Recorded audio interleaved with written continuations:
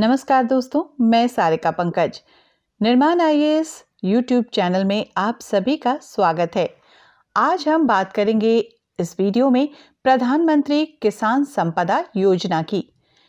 प्रधानमंत्री किसान संपदा योजना में हम किन विषयों पर चर्चा करेंगे, उन विषयों के विषय में हम पहले बता देते हैं। पहला है योजना चर्चा में क्यों, दूसरा है प्रधानमंत्री किसान संपदा योजना क्या है, तीसरा प्रधानमंत्री किसान संपदा योजना के उद्देश्य, चौथा मुख्य विशेषताएं, पांचवा वित्तीय आवंटन, छठा संपदा योजना के लाभ और सातवां है फूड प्रोसेसिंग की जरूरत क्यों।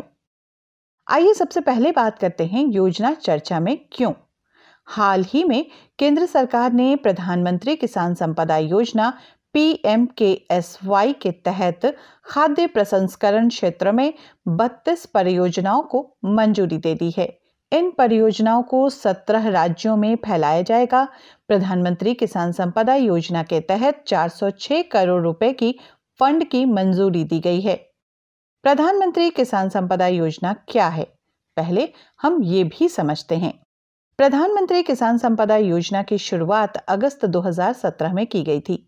यह योजना पूरी तरह से कृषि केंद्रित योजना है, जिसे खाद्य प्रसंस्करण उद्योग मंत्रालय द्वारा क्रियान्वित किया जा रहा है।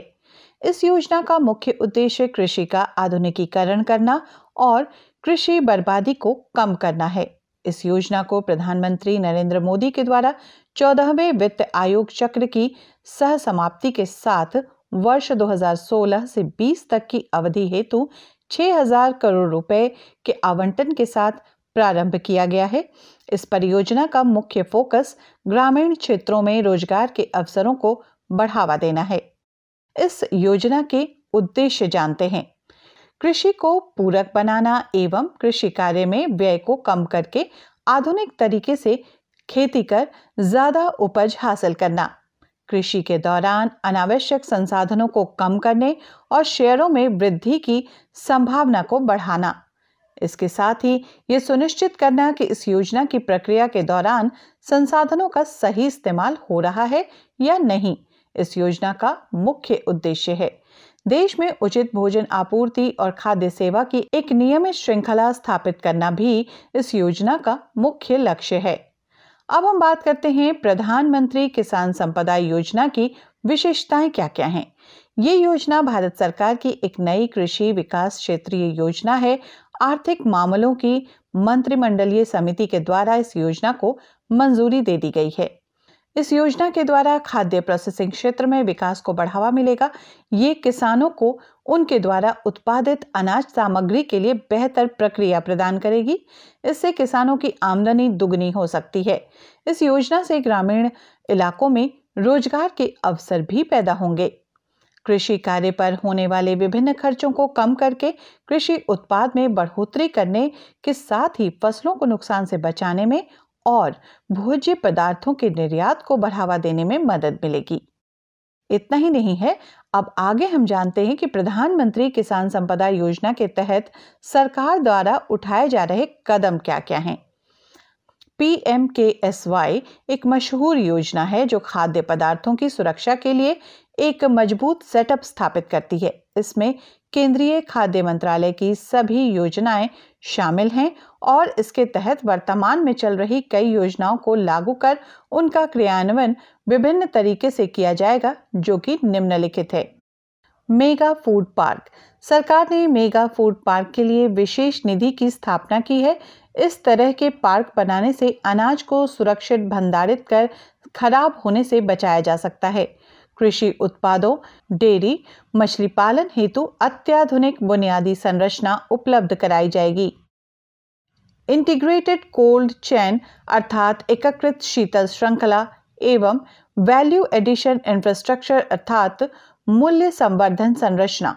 रोजगार में बढ़ोतरी के लिए खाद्यान्न संसाधन और कृषि पर आधारित प्रोसेसिंग इकाइयों और सभी बुनियादी ढांचे को एकीकृत कर प्राथमिक रूप से ऋण देने के दायरे के तहत लाया गया है, जिससे किसानों को आर्थिक रूप से सहायता प्राप्त हो सके। अगला है खाद्य प्रोसेसिंग और संरक्षण क्षमता का विस्तार। खाद्य प्रोसेसिंग या नवीनीकरण और खुदरा क्षेत्र में पूंजी निवेश को प्रोत्साहन प्रदान करने के लिए सरकार ने भारत में बनाई गई सामग्री और उपजाए गए अनाज या भोज्य वस्तुओं के उत्पादन के संबंध में FDI अर्थात विदेशी पूंजी निवेश की अनुमति व्यापारिक प्रणालियों को प्रदान की है। इससे छोटे बड़े सभी किसानों को लाभ होगा और बेरोजगारों को रोजगार के अवसर भी मिलेंगे। अब समझते हैं एग्रो प्रोसेसिंग क्लस्टर अर्थात कृषि कार्य में नवीनीकरण प्रक्रिया के लिए सुविधाएं। इन सुविधाओं को बढ़ावा देने के लिए बहुत ही निम्न या कम दर पर ऋण उपलब्ध कराने की व्यवस्था की गई है। साथ ही इस सुविधा के माध्यम से अनाज को खेत से सीधे उपभोक्ता तक बिना किसी रुकावट के पहुंचाना इसकी उपलब्धता को सुनिश्चित करता है। योजना के तहत विभिन्न वर्ग के किसानों के बीच संबंधों में सुधार की तैयारी। इससे हर वर्ग के किसानों को लाभ पहुंचाने और उनका सर्वांगीण विकास करने की कोशिश की गई। इससे उनके बीच शिष्टता बढ़ेगी। आगे है बुनियादी सुरक्षा और गुणवत्ता का आश्वासन। सकल घरेलू उत्पाद निर्माण, रोजगार और निवेश के लिए बुनियादी सुरक्षा और सुविधा मुहैया करवाने का आश्वासन दिया जा रहा है। समय के साथ उत्पादित अनाज और अन्य वस्तुओं के लिए अलग अलग परिवहन सेवाओं को उपलब्ध कराया जा रहा है। इसका मुख्य उद्देश्य एक ऐसी निरीक्षण प्रणाली की व्यवस्था करना है जिससे खाद्य पदार्थों की गुणवत्ता और सुरक्षा की निगरानी की जा सके। मानव संसाधन और संस्थान, आपूर्ति की गई वस्तुओं के लिए नए संस्थानों को स्थापित किया जाएगा और खाद्य पदार्थों के खराब होने के जोखिम से बचाया जाएगा। भंडारण के लिए सही योजना को लागू करने से फसलों को सुरक्षा प्रदान की जाएगी। अब बारी है प्रधानमंत्री किसान संपदा योजना के लिए वित्तीय आवंटन को समझने की। इस योजना को संचालित करने के लिए सरकार के द्वारा 6,000 करोड़ रुपए को आवंटित किया गया है और इस योजना में निवेश करके लाभ प्राप्त होने की उम्मीद जताई गई है। इस तरह की योजना के अंतर्गत लगभग 31,400 करोड़ रुपए के कृषि कार्य और उत्पादन में निवेश से 334 लाख मीट्रिक टन अनाजों का उत्पादन और उनका प्रबंधन होगा, जिससे 1,41,025 करोड़ रुपए के लाभ को अर्जित करने की संभावना है। साथ ही इस योजना से अनुमानतः 20 लाख किसानों को लाभ मिलने की भी संभावना है। अब हम बात करेंगे प्रधानमंत्री किसान संपदा योजना के लाभ के विषय में। इस योजना के प्रभावी होने से विभिन्न प्रकार से लाभ प्राप्त होने की संभावना है, जिसकी चर्चा अब हम करेंगे।